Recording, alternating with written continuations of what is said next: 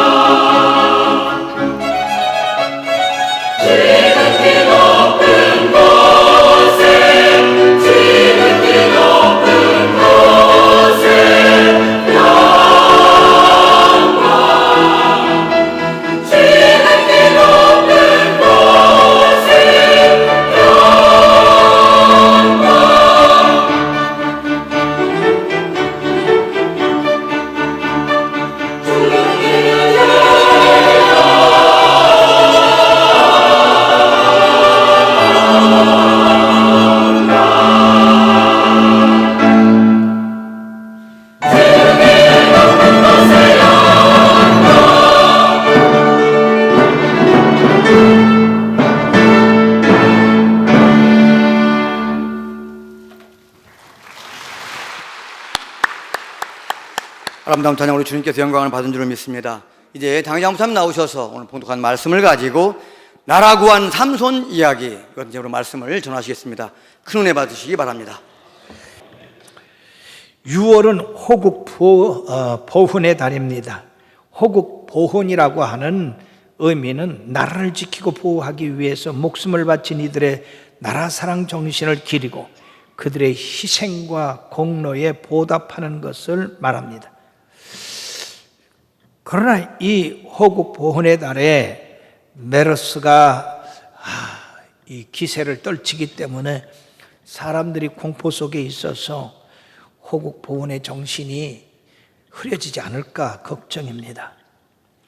6월을 호국 보훈의 달로 정한 것은 지금으로부터 65년 전에 6.25 민족상장의 전쟁이 일어났고 그 다음에 5년 후에 이 현충일을 정해서 나라와 민족을 위해 싸우다가 희생당하신 분들을 기리는 그런 날로 정했기 때문에 바로 6월을 호국 보훈의 달로 정했습니다.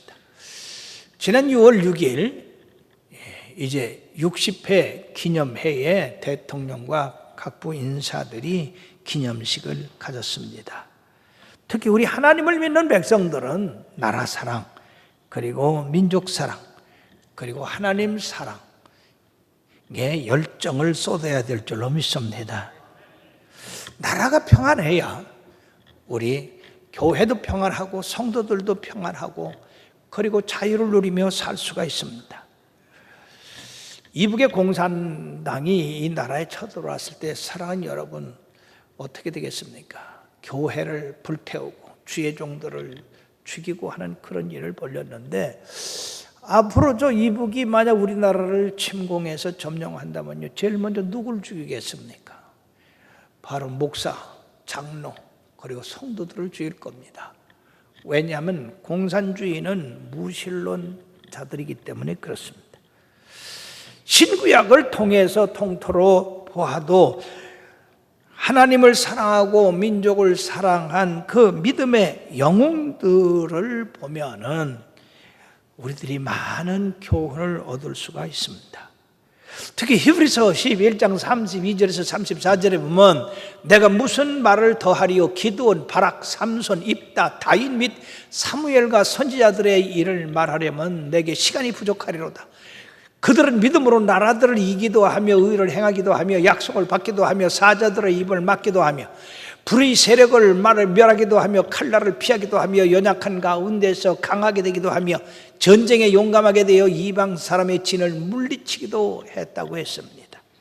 사랑하는 여러분들이요, 이 믿음의 영웅들 가운데에서 삼손이 나오고 있는데 이 삼손 외에 다른 사람들 다 얘기하려면 정말로 시간이 부족하기 때문에 오늘 이 시간에는 바로 삼손 이야기를 통해서 그가 어떻게 나라를 구했는가에 대해 말씀드리므로 우리 모두가 애국애족하는 성도들 되기를 주의 이름으로 축원합니다.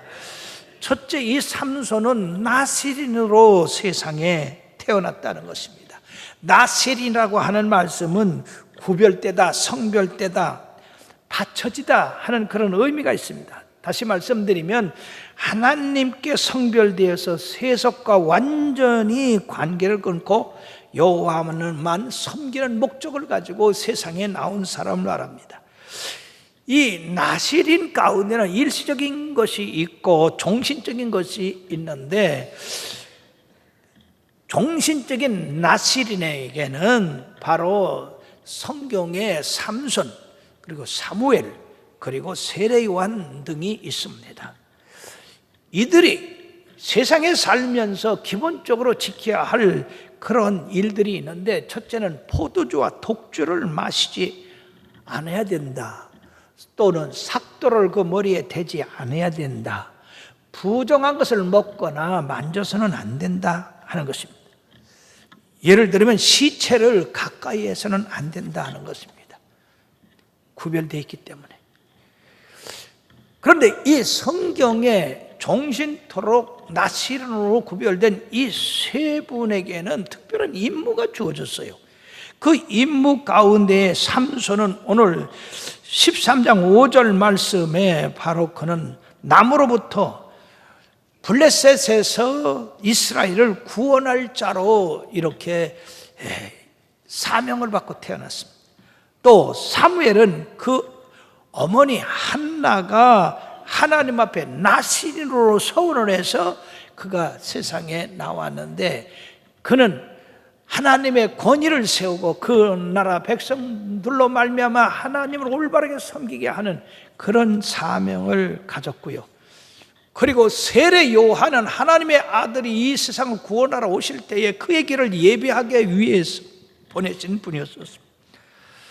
이들은 한결같이 하나님 나라를 바로 세우고 그 민족으로 말미암아 자유를 누리게 하고, 그리고 마귀 사탄으로부터 보호하고 지키는 그런 사명을 가지고 세상에 오셨던 것입니다. 그러면 하나님께서 이 삼손을 블레셋에서 이스라엘을 구원할 자로 세우셨다고 그랬는데, 하나님이 어떻게 이 삼손을 사용해서 이스라엘을 구원시켰겠습니까? 이스라엘이 하나님을 떠남으로 40년간 블레셋의 지배를 받고 있다가 하나님 앞에 간구했습니다. 블레셋에서 우리를 구원해달라고. 그래서 하나님이 이 삼손을 벌써 택하시고 보내셨는데, 마노아라고 하는 그 부부가 아이를 낳지를 못했지만은 하나님이 그 마노아 부부에게 아들을 주신다고 하고, 그가 바로 블레셋에서 이스라엘을 구원할 자라고 말씀하시며, 그의 생에 독주를 입에 대지 말고 머리에 삭도를 대지 말고 부정한 것을 먹지 말고 만지지 말라고 그렇게 하셔가지고 태어난 그 아들이 바로 삼손입니다. 우리는 그 삼손이라는 이름만 들어도 힘이 솟죠. 자, 그런데 우리 하나님께서는 이 삼손으로 말미암아 성령을 임하시게 함으로써 그에게 상상할 수 없는 힘을 주셔가지고 그 이스라엘을 블레셋에서 구원하게 하셨던 것입니다.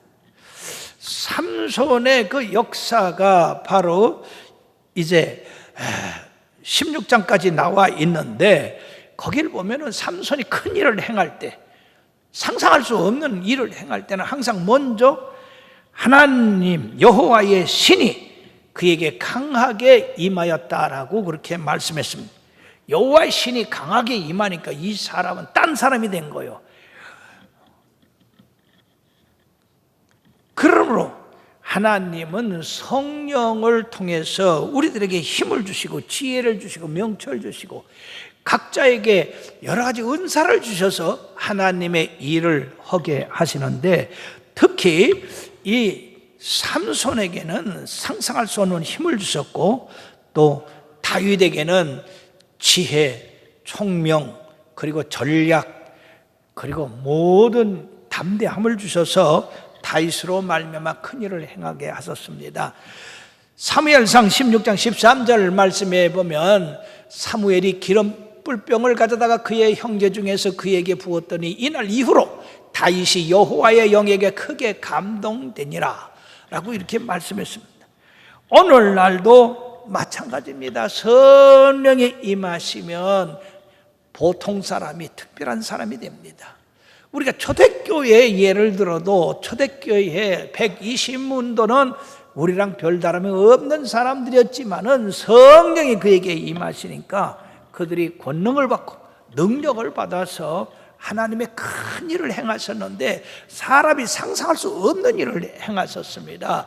그 가운데 베드로, 여러분들 아시죠? 겁이 많은 사람입니다. 그러나 성령의 능력을 받으니까, 하나님의 능력이 그에게 임하니까 날 때부터 안진뱅이 된 이 40세가 넘은 사람을 향하여 나를 바라봐라. 금과 은은 내게 없거니와 내게 있는 것으로 네게 주노니 곧 나사렛 예수의 이름으로 일어나 걸어라.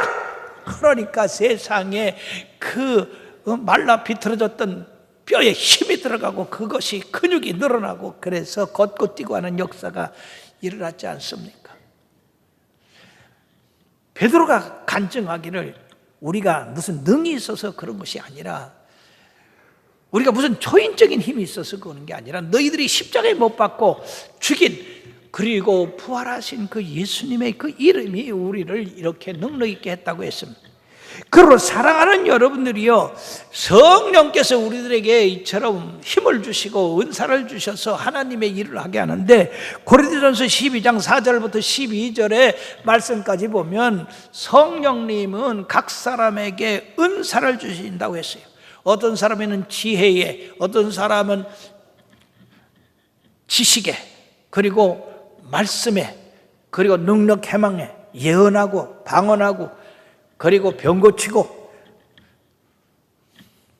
그러한 영분별의 아름다운 능력을 주셨는데, 그 능력을 주신 것은 성령님 한 분이 주셨지만은 능력을 행하는 그 많은 일로 인해서 하나님 나라를 세우게 하기 위하여, 즉 교회를 세우고 봉사하기 위해서 그런 은사를 주셨다고 하는 것입니다. 이것은 각자마다 다 달라요. 그러므로 우리들이 삼손이 상상할 수 없는 힘을 얻어서 이스라엘을 구원했듯이 성령님이 우리 각자에 주신 은사를 따라서 하나님 나라를 세우고 마귀진을 격파하고 나가야 될 줄로 믿습니다. 하나님이 이런 삼손에게 힘을 주시니까요, 삼손이 맨손으로 사자를 찢어버렸대요. 염소 새끼를 찢었다고 그러는데, 우리가 여러분들 염소 새끼 한번 찢어봐요. 찢어지나? 안 찢어지죠. 옷은 찢을지 몰라도 염소 새끼는 안 찢어집니다. 근데 사자를 그냥 쫙 찢어버렸어. 그뿐입니까? 여러분들, 나귀턱뼈 하나로 블레셋 사람 1000명을 쳐 죽였습니다. 더 재미있는 거는 여우 300마리를 잡아가지고요, 그 2마리씩 묶어가지고 거기다가 회를 꽂고 불을 붙여가지고 온 블레셋 사람들의 그 농토를 다 태웠다고 하는 겁니다. 하나님의 신이 임하니까 상상할 수 없는 일이 임했는데, 안타깝게도 그가 그 모든 일을 행한 후에 이제 평화가 깃드니까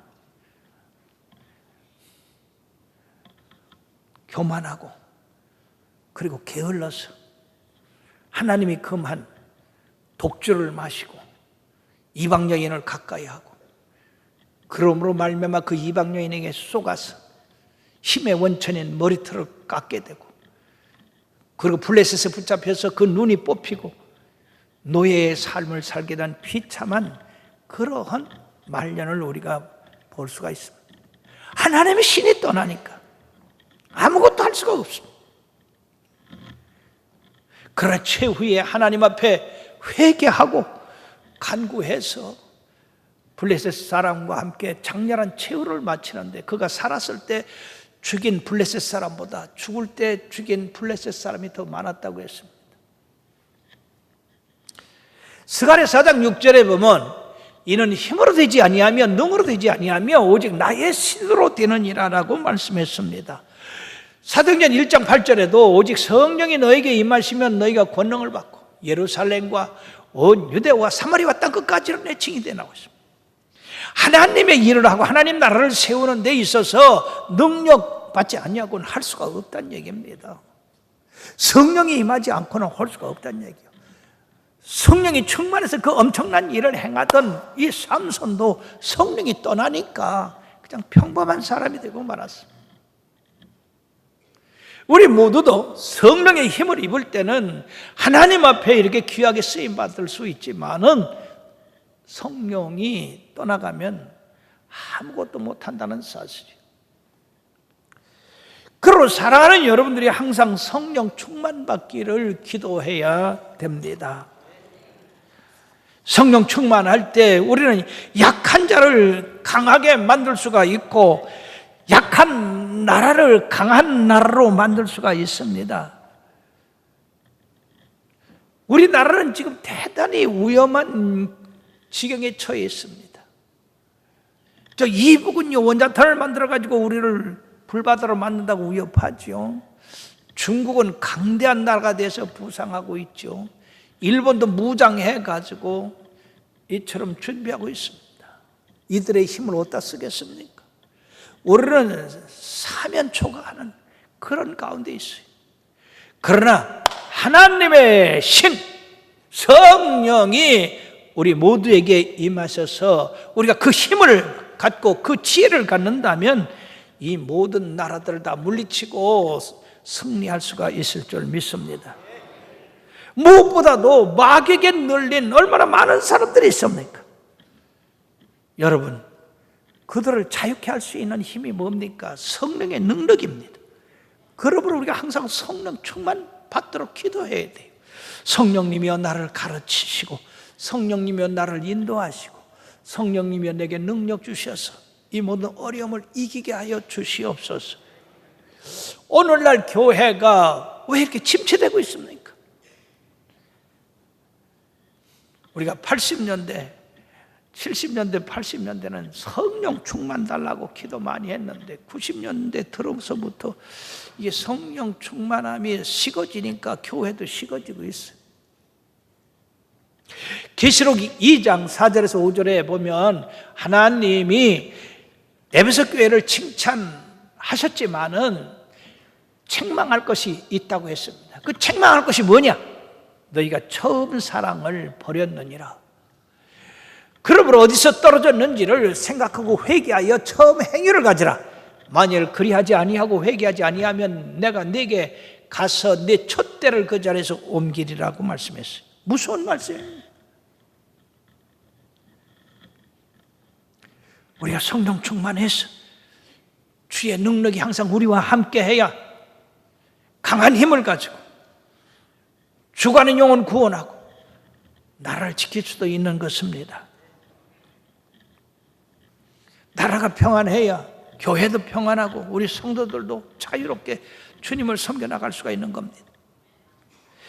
이처럼 하나님은 삼손에게 상상할 수 없는 하나님의 힘, 하나님의 능력을 주어서 블레셋을 치게 하셨는데, 두 번째는 힘만 가지고 되는 게 아니다. 지혜를 주셨다. 블레셋을 혼란에 빠지게 하고 서로 싸움을 하게 하고 서로 미워하게 하는 그런 지혜를 주셨어요. 전략을 주셨다는 얘기죠. 그럼 우리가 싸움을 할 때 이 전략이 없이 싸우면 패합니다. 그러나 전략을 가지고 싸우면 이긴다. 잠언서 24장 6절에 말씀해 보니까 너는 전략으로 싸우라. 승리는 지략에 많음이 있느니라. 옛날 성경에는 너는 모략으로 싸우라. 승리는 모사가 많음이 있음이라. 이렇게 말씀했습니다. 또 11장 14절에 보면 지략이 없으면 백성이 망하여도 지략이 많으면 평안을 얻느니라 했습니다. 그러므로 성경상에서 보면은 이 전쟁을 할 때에 이러한 지략을 써서 이기는 경우가 많이 있습니다. 자, 여호수아가 가나안 땅에 들어가서 여리고성을 무너뜨리고 아이성을 칠 때에 아간의 범죄로 인해서 하나님이 떠나니까 이 아이성 사람들한테 패했어요. 여호수아가 기도하고 아간을 처리한 다음에 아이성을 칠 때 책략을 썼습니다. 그것은 뭐냐 하면은 우리들이 매복을 하고 있다가 앞에서 저들과 싸우러 나가다가 패한 척하고 뒤로 물러가라. 그러면 저들이 성을 비인 사이에 매복한 사람들이 들어가서 그 성을 점령하고 불태워라. 그래가지고요, 이 여호수아가 이제 사람들을 복병을 밤에 보내서 숨게 하고, 그리고 자기는 한 7,000명을 데리고 나가서 싸우는 척하니까 이 아이성 사람들이 전에도 저들 이겼는데 또 이길 거라고 다 쏟아져 나왔어요. 성에서 뒤로 물러가는 척하다가 저들이 성에서 다 빠져나오고 복병 같은 사람들이 그 성으로 들어가고 뒤로 이렇게 진을 치고 그들을 에워쌌을 때 아이성 사람들은 다 죽음을 당하고 말았습니다. 전쟁에는 전략이 필요합니다.